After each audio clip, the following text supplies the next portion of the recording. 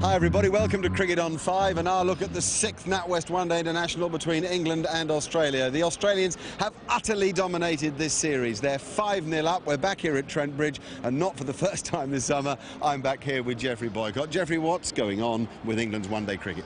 Well, I think quite simply that they're not clear on what the roles are of the players. I'm not even sure they're clear on what their best team is. They've had a shock losing Peterson and Flint. Off any side that lost those two, it would be a bit of a problem. But I don't even think from the batting they know what the best batting order is. I think Pryor's batting too high. I think when he bats high up the order, he thinks he has to hit a 4 every ball instead of playing a proper innings. You got the captain himself, Andrew Strauss. I think he's had 4 very good innings out of 5. He's in the best form of his life, and yet he's not gone on to dictate the course of an innings by making a big century like the captain of Australia did the other night. And then you've got Oishar, who we all think is a very good one-day player.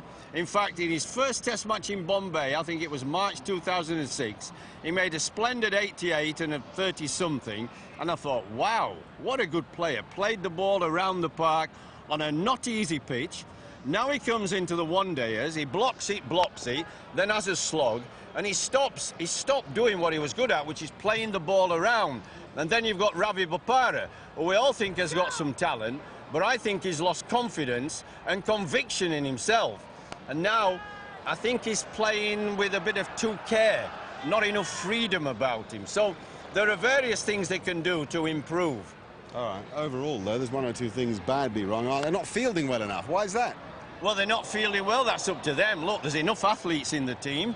They don't have any clear thinking about who's going to bowl at the death.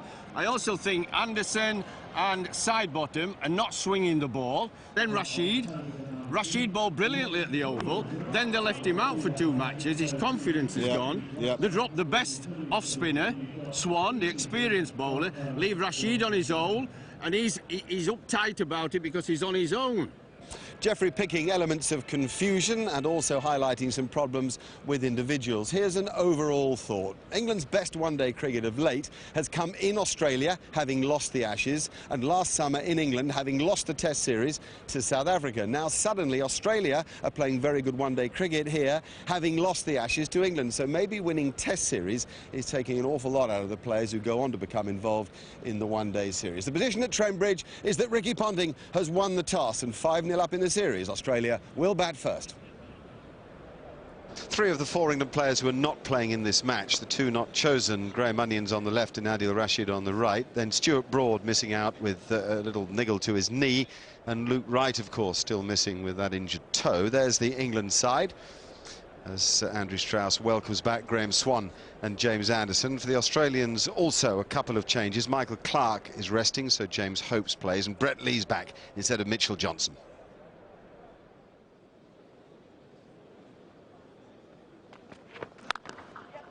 Now that finds the gap, and Shane Watson's very strong, so it finds the boundary as well. That's a nice way for Australia to start.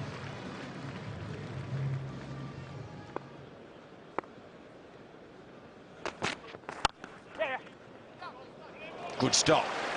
It's normally Paul Collingwood in that position. England were poor in the field the other night, and young cricketers like Owen Morgan must set the standard.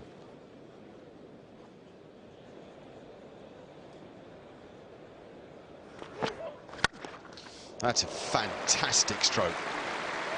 Enough width given to Tim Payne to throw everything at the ball. I think they've just got to be very careful. They don't become too desperate. 5-0 down, end up trying a little bit too hard.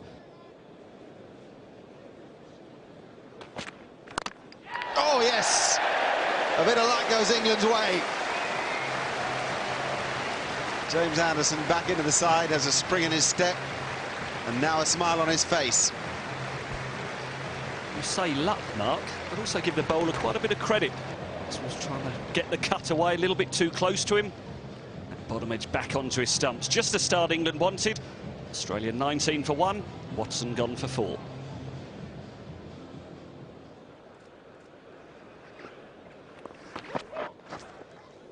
Oh, no, no, no. Well, I suppose the only encouraging thing is that the ball did swing, but that isn't good enough from side bottom.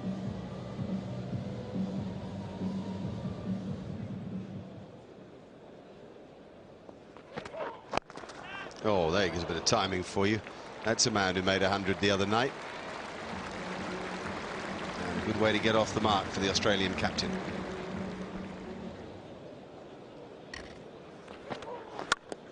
Oh, you give them width. They're just going to throw the bat at the ball. He's done it once before as Payne, and this time he's actually hit it better and harder.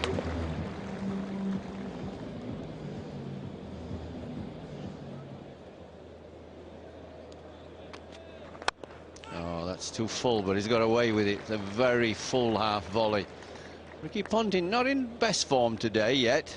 Not like the other night. It doesn't always follow that just because you play well one day, a couple of days later, although you're in good nick, that everything goes for you again. It doesn't always follow like that. Oh, that could be out. Catch it, catch it. What did I say? Overconfidence. You get a 101 match. You come into the next one 2 days later, batting really well, and he just gone for a real attacking shot. It wasn't quite there. The ball wasn't that short. He hit it straight down side bottom's throat. It's a fickle game. On Tuesday night, that probably would have gone for 4 or 6, but he just picked the man out. Ponting out for 6, 40 for 2.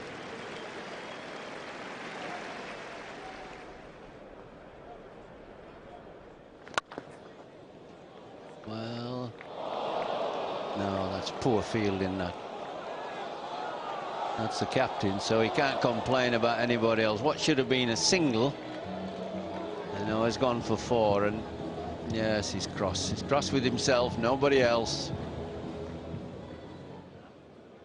Now, Tim Bresnan's going to bowl. He needs to keep it tight. Oh, there's a chance. First ball. Now, should Pryor have caught that or not? I don't know. I feel that that's an opportunity missed by the keepers. Not easy.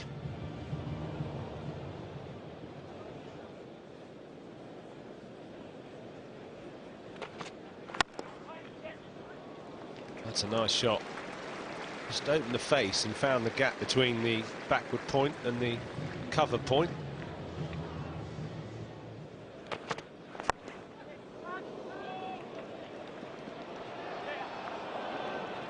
Good effort by Mascarenhas. Just out of his reach.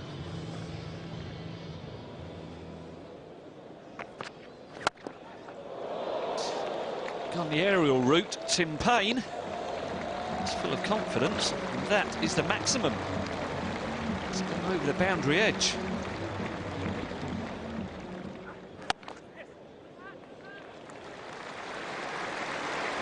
Very, very well played, Tim Payne. It's taken him to 50. 63 balls. 8 fours and that wonderful 6. It's important now for Payne's point of view, as well as the Australians' point of view, that he goes on.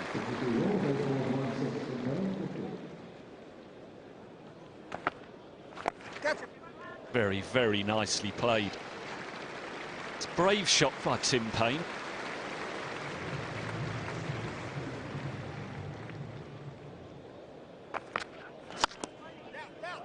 Well played again. Even better fielding by Papara. It's a much better performance by England in the field already.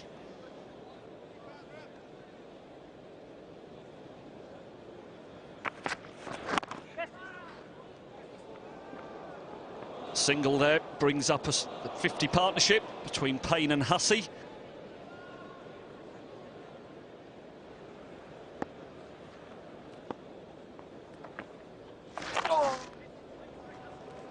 It's a skillful player, is Michael Hussey.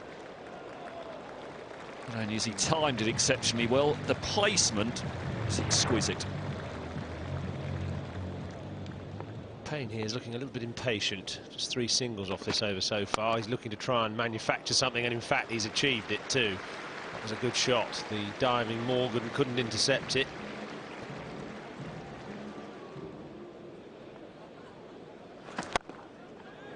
got hold of that and just wide of the man at deep mid-wicket. Joe Denley, a despairing dive, trying to fish that one in. That's going to be 4.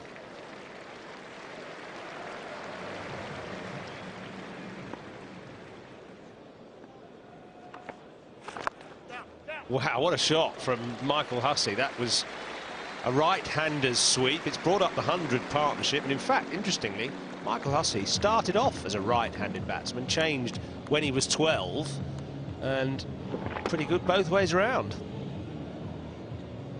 30 overs gone now, and the Australians 149 for 2, an extraordinary parallel to England the other night, who at this stage were 149 for 3. England went on to 299, of course. Tim Paine has 84, Michael Hussey 40. We'll see you after the break.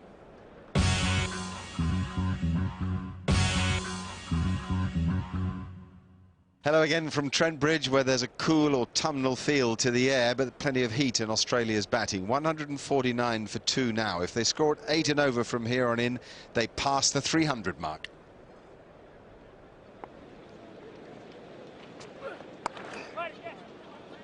There's a bit of timing for you. This has become a very complete innings now from Tim Paine. He really has played some splendid strokes, particularly on the offside. Nicely placed. Another boundary for Paine.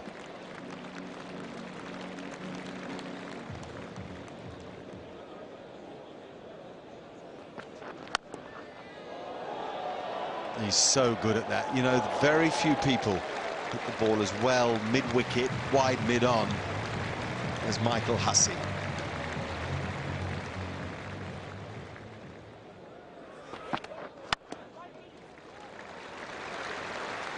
There's good 50. Nice crisp innings. Exciting for him and for the Australians, as shown by Ponting's response that on the eve of the Champions Trophy in South Africa, one of the key men is back in touch. Tim Paine now on 99. That'll do it. That'll do it. It'll give him huge pleasure and the team around him.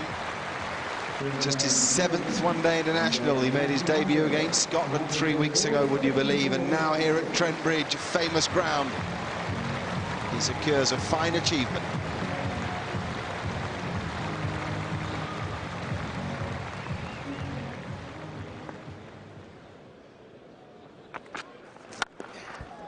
Oh dear. Oh dear. So one problem with Masquerade's gentle pace. Once you're in, you kind of know where he has to pitch the ball to be effective.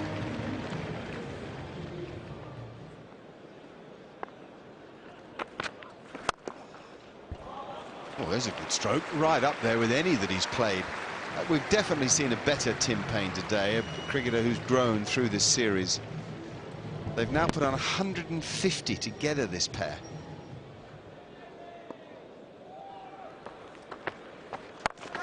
That could be out. That could be out and should be out. Yes, it is. Denley caught that quite easily. I expect that at international level, but that's a good innings from Michael Hussey. Hussey has played for the team there. Got any individual gains? Just over 10 overs remaining. He's gone for the big hit, didn't come off. Australia in a very strong position. 203 for 3. Hussey gone for 65.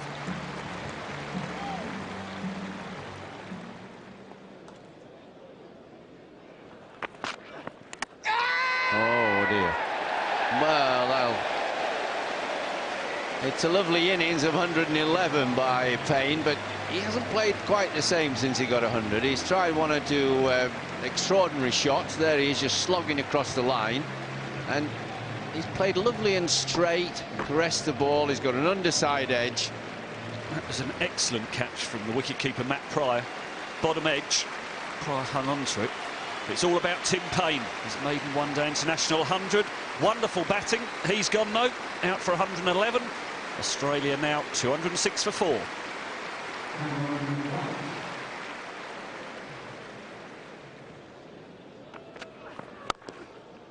That is a good shot, off the back foot. I think when Mascarenhas let that go, I think he thought that was a good length ball, but Cameron White stood up, big, tall, powerful lad, and just eased it through the covers. Well, some discussion there, a long discussion with the two batsmen, and they decided to take the batting power play. They weren't sure whether they were going to take it or not. I think that's right. There's only 7 overs to go, 5 for the power play. But the thing is, these two batsmen have all just come in. It's not as easy to hit at the death when you've just come in. There you are. Jimmy Anderson's cleaned him up first ball. Ferguson's gone. It zipped off the pitch and nicked back to him. It was a cracker. It's a great way to start from England's point of view, just as the Australians are thinking of treading on the accelerator. Anderson's turned up, nipped one back. Ferguson, he's gone. Australia 220 for 5. Ferguson out for 6. New batsman James Hopes, first ball. Oh, that's a cracking shot. Slightly on the up, beautifully played.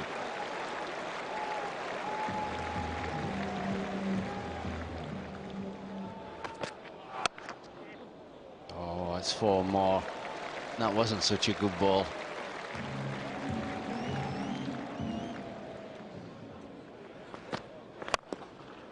Wonderful. Cameron White's strength. He can strike the ball hard, can hit it in all areas. Even better shot. Sidebottom has readjusted his line a little bit, didn't alter his length. It's the same end result.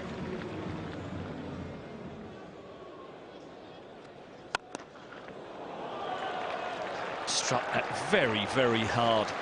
James Hopes. Anderson had bowled nicely, first 4 deliveries. Tried to get the ball in the block hole there, just failing.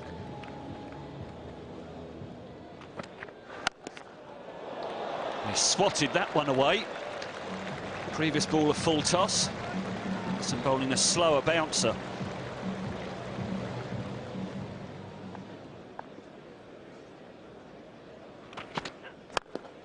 Wonderful. Worth just watching and seeing the quality of that stroke. Really seeing the benefit of having someone in form and immensely strong at the crease.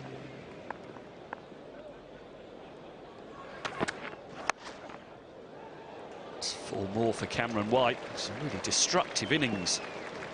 He's faced just 21 deliveries, already on 31. Batting power play. Very, very productive.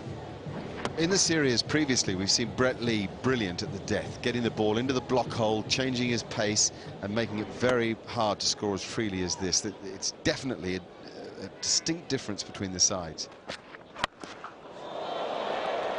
He's hit that with interest. That brings up the 50 partnership. Just 26 deliveries. Well, this should be out. Cameron White has hit the ball and he is out. He's gone. Joe Denley, the catcher. That's what Andrew Strauss needed. He needed to get rid of White. So Australia were going to run away with this game. Very good cricket. 273 for 6.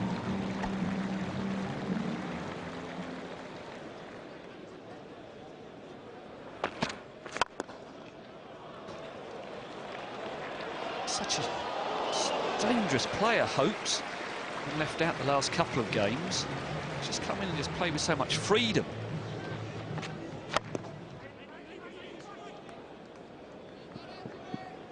Brett Lee's coming back for 2. It's oh, brilliant, absolutely brilliant. James Anderson, the best outfielder in the England setup, has just thrown the stumps down from what, 80 metres away. It's the sort of thing that you pay to come and see. True brilliance. Nothing for him. It's 21 for 7.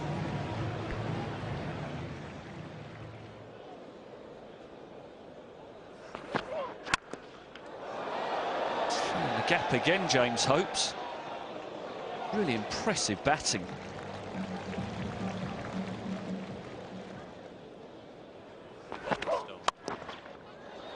That's the end. That is the end of Hopes. A fine innings. Australia into a wonderful position.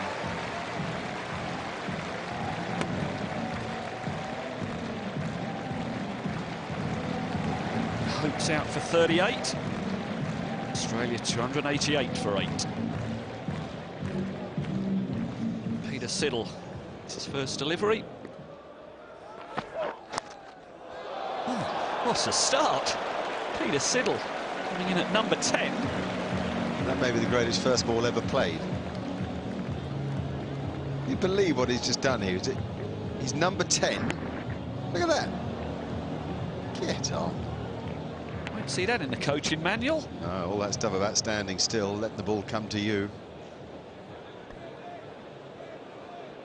The Australians finished with 296 for 8, just 3 short of England's 299 a couple of nights ago on this same pitch. A terrific occasion for Tim Paine, making 100 here, 65 for Michael Hussey, and some lusty blows from Cameron White and James Hopes. Having a look at the England bowlers, 4 there for James Anderson, 1 each for Sidebottom, Mascarenhas and Swan. With his thoughts on that attack, here's Simon Hughes.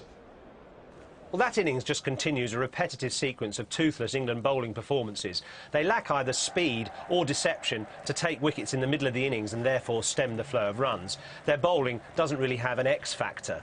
Australia's, by contrast, definitely does. Brett Lee detonated England's middle order at Lords with some real in-swinging Yorkers at 90 miles an hour. And Mitchell Johnson has speed, sleight of hand and deception and can get good players out in mid-innings, as Oais Shah found out. Look at the England bowling attack today. By contrast, Ryan Sidebottom, honest, perseverant, but doesn't take wickets with a new ball unless it swings. He does go round the wicket with the old ball and try the slower ball, and that's not a bad idea. But again, he's easy to play, and he's only taken 3 wickets at 91 in this series. Tim Bresnan, he's steady but unthreatening. And he has a slight glitch in his bowling action as well. He steps out wide just as he releases, which means he comes from quite a wide angle and allows the batsman natural width to work with if he bowls outside the off stump. Then if he tries to straighten up his line from that angle, it can drift down the leg side and give runs away. So he has problems with containment. Dimi Mascarenhas, not much speed, no movement on this kind of flat pitch, and therefore he's innocuous. Batsmen can bide their time and then put him away over the top. And Graham Swan, without real sleight of hand and deviousness, he can just be milked for runs on these kind of flat pitches. Batsmen, both right-handed and left-handed, just picking up easy singles. There is one man in this England bowling attack who can make things happen, and that's James Anderson, who found swing both with the new ball and the old to defeat Callum Ferguson. And his 4 wickets today put him equal third in England's all-time list of one-day international wicket takers with 145, level with Ian Botham. But he desperately needs some support, and England now need 297 runs to win to avoid going 6-0 down in the series.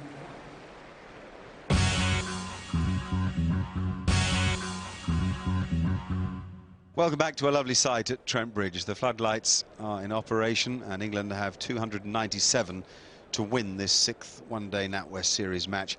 50 overs to do it. In a rate of nearly 6 and over, it'll take something rather better than we've seen so far in the series. But maybe this is the night.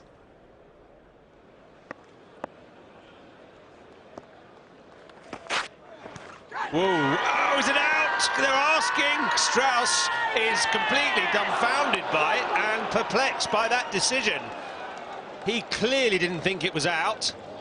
Fast delivery from Brett Lee, 93.3 miles an hour. Strauss looked to have dropped his hands on that one, and it may have just brushed his shirt.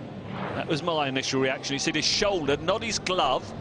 And why has the umpire taken so long to give that out? It's either out, you give it out straight away, or it's not out. Clearly missed the glove. Fine appeal from Australia. No problems with Australia appealing, but shocking decision.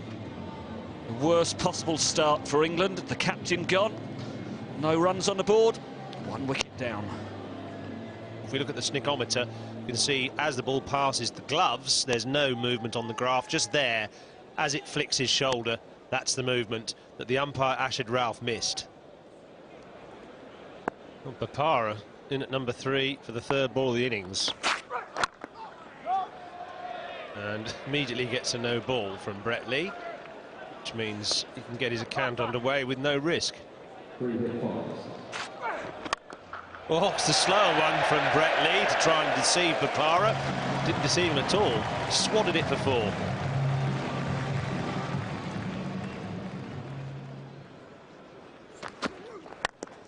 That's a fine blow from Joe Denley. Nathan Bracken in support of Brett Lee. Nothing like the pace of Lee. And Denley, he can show the way forward here by really taking the attack to the Australian bowlers.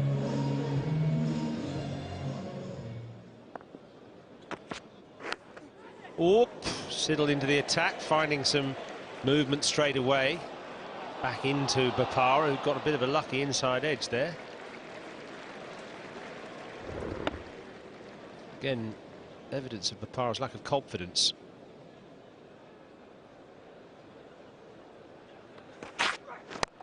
The short one comes eventually.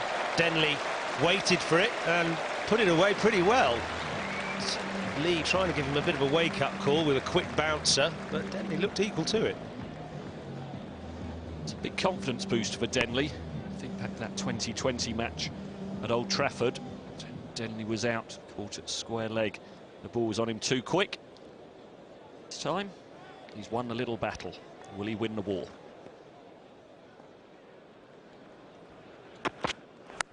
Aged but too short of Cameron White, who seems actually quite deep at slip. He's almost in a second slip position. And that was a full edge from Denley, and it some way short of carrying.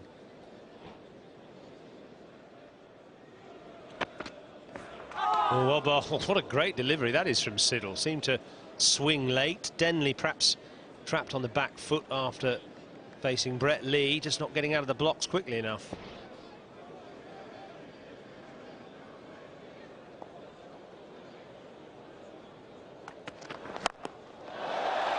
That'll take some catching.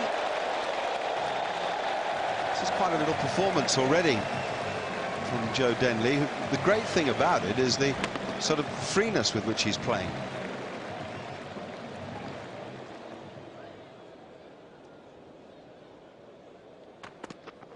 Catch it! Now then, Denley won't like it. Brett Lee does. The safest pair of hands. That's infuriating for Joe Denley. He promises so much. Well, it is disappointing from England's point of view, but I always thought Brett Lee was going to catch it. They're such good athletes. They drop very little in the field, and you just expect them to take him. Look, it's like falling into a bucket. Hope's nose. He's gone. He's gone. Listen. Don't worry about him falling on his backside. He got it. Denley promised a lot, 25. England 45 for 2.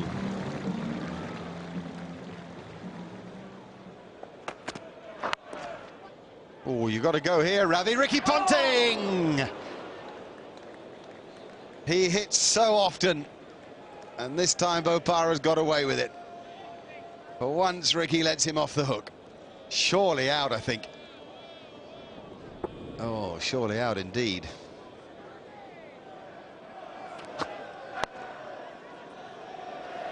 Now a bit of luck goes Pryor's way. I don't think there's any stopping that. It's a very quick outfield.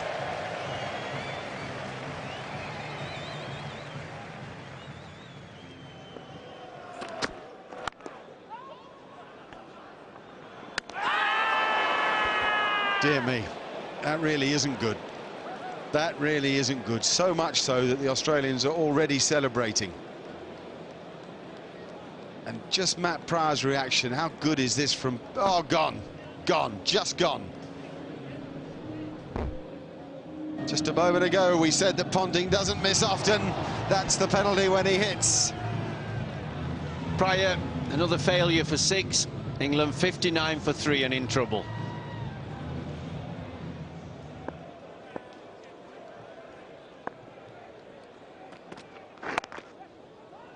Oh, you are kidding. Yeah. Oh, Ricky. Borders on embarrassing for England. It is brilliant for Australia. Well, it is brilliant, but you got to ask yourself, is this daft or stupid or what? I mean, you're just asking for trouble. You're not even in the picture. You're going for a silly run, and then you stutter and stop. because you're not sure there is one and it's gone to the best fielder, then you've got no chance. And Bopara threatening with a nice 24, but England 60 for 4. Now Owen Morgan has got some real work to do here after 2 run-outs in 6 balls. He played really well the other night, but this is a different situation. England really in trouble here.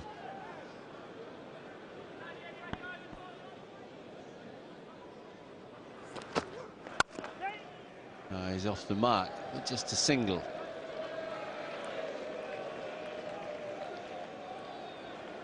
Now England have an opportunity, just knock the ball around. Horitz is going to bowl.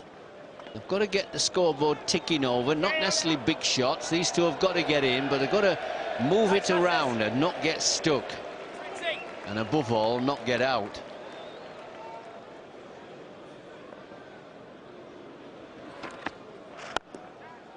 Oh, I like that. That's a nice shot. Shouldn't worry about the fact that they're only getting singles. They have to keep the scoreboard ticking.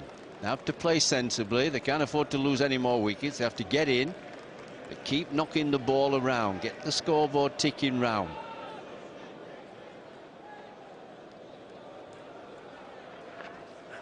Oh, very, very fortunate. Morgan been done by some excellent bowling by Nathan Horitz. And the outside edge beats slip. He's gone for 4, and Horitz is entitled to shake his head. Pretty good effort at the moment from Horitz. He's got the ball to spin. He's bowled in the right places. He hasn't bowled it too quick.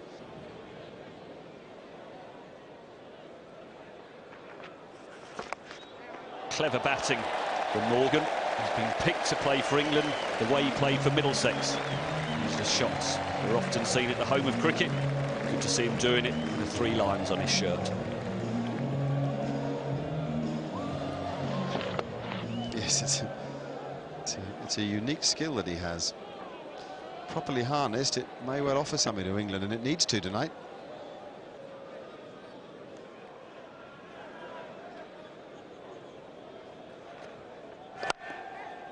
Brilliant. Brilliant by Shah. It's under a bit of pressure.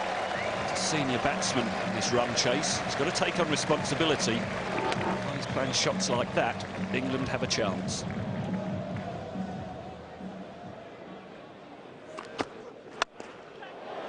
In trouble. Owen Morgan is in trouble. And he is out. Now, why has he played that shot? England needed these 2 batsmen, Morgan and Shah, to be still batting in the 45th over. Last 2 recognised players, one of them has gone, and that is Owen Morgan. Jeffrey said a little while ago that when an Australian is under a high catch, it never looks like he'll drop it. And this was yet another example of that. Michael Hussey, rock solid on this occasion. Australia looked the real deal. And I would say amongst the favourites for the Champions Trophy in South Africa on the form that we've seen here in England. Owen Morgan's gone for 23, England 100 for 5.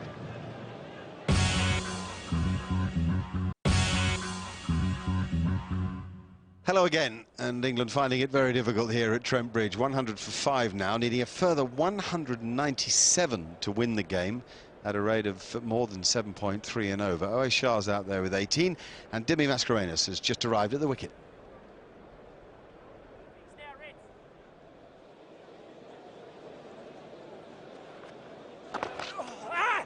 Will be 4 runs for England, much needed 4 runs as well. Horitz losing his direction.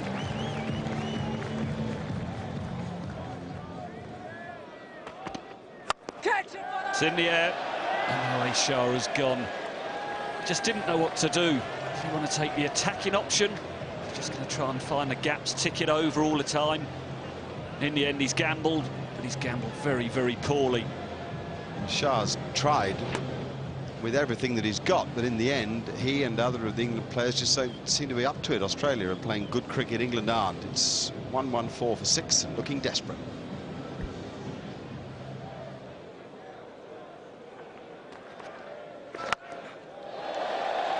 Dimi Mascarenhas, that's what comes naturally to him. He's a big striker of the ball. Desperation has now kicked in.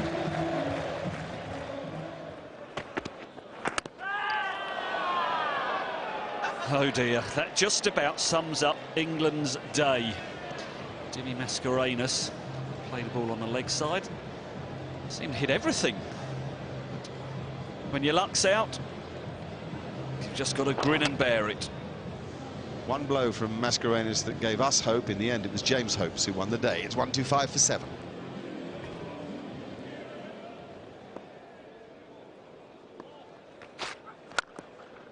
Shot. That's given something to cheer about for the crowd here, sitting in the cold at Trent Bridge, shivering through this lamentable performance by England.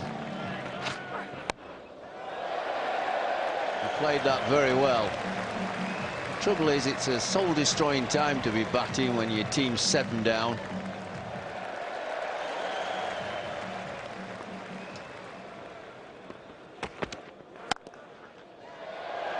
Crunched through the offside. Bresnan on to 21, having a bit of fun in a totally lost cause.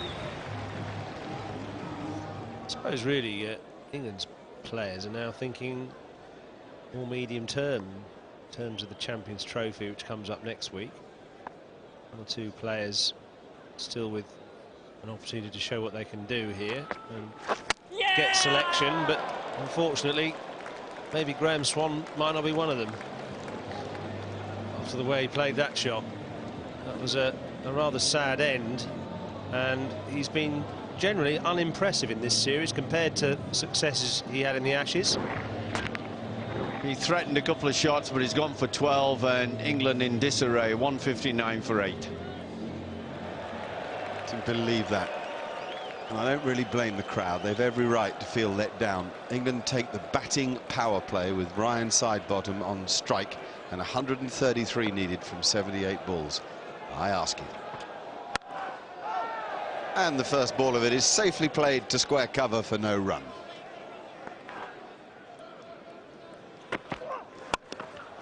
Oh, Ryan Sidebottom's got onto one and got enough of it for the boundary as well. He's a local boy these days. When he left Yorkshire, he came down to Nottinghamshire and did well in that second career, or is doing well in it. And the faithful cheer him on here in an England shirt.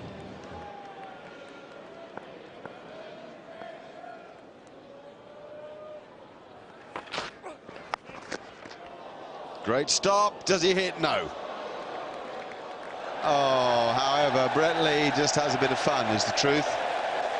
Not very kind on the bowler, but it's very kind on the crowd and on the batsman.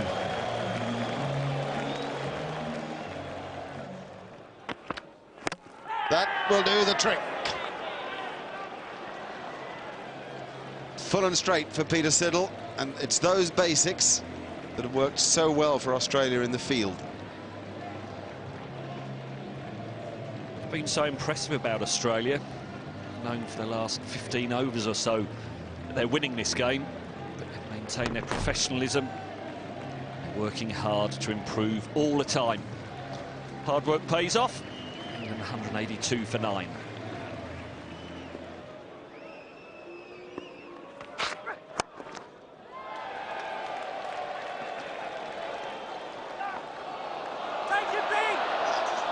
Oh, Brett Lee has just made a monumental mess of the chance to end the game.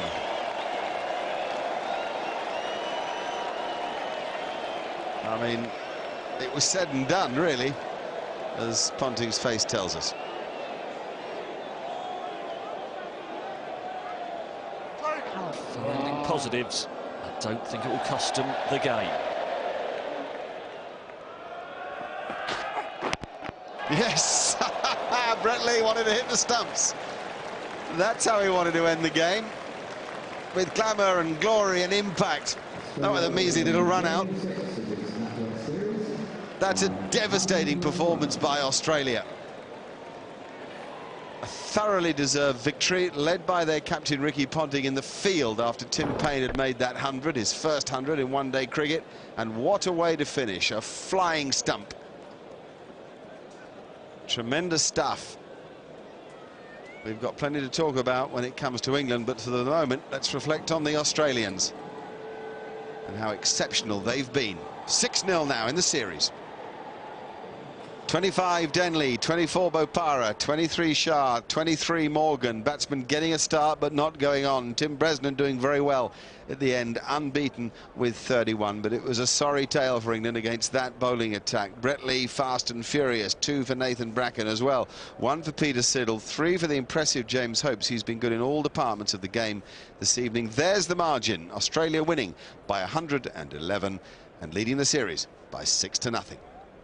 Not only must this be hard to take, but hard to understand.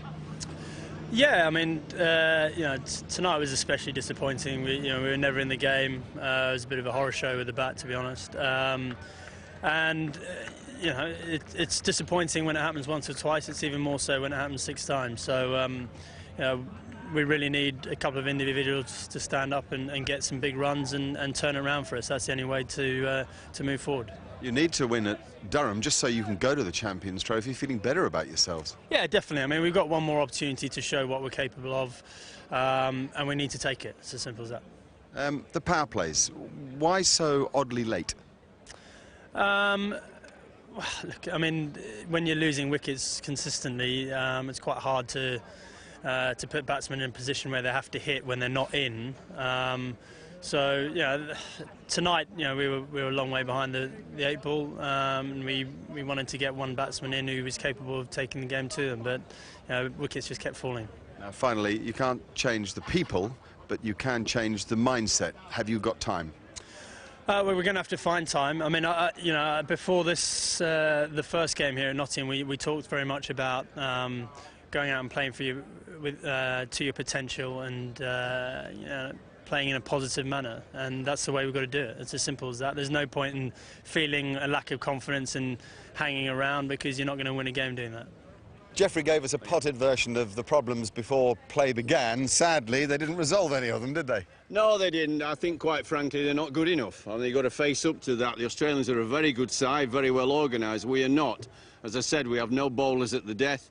Our batsmen just are not rounded enough and not quality enough. I know we've lost Flintoff and Peterson, but some of the others are not standing up. Alex Stewart is with us as well. Does anything stand out for you? Yeah, I agree with Jeffrey over the talent issue. Australia are the better players, but what's disappointed me is the lack of character shown by this England side. When you're 6-0 down, you've got to show more fight, and I didn't see that tonight. But that's a very hard thing to do, isn't it? It's a very easy thing to say. If you're being outplayed, how on earth do you lift yourself? I just said that to Andrew Strauss. He said we had a good chat before Nottingham. We want people to play with more self-belief. Is it that simple if you're being beaten? Well, first of all, you try and bat for 50 overs. That's one little target, which I haven't achieved for a while. Now, I played in a losing England side for a number of years, but you still go out there and play with pride, and I'm sure that England dressing room is trying to play with pride.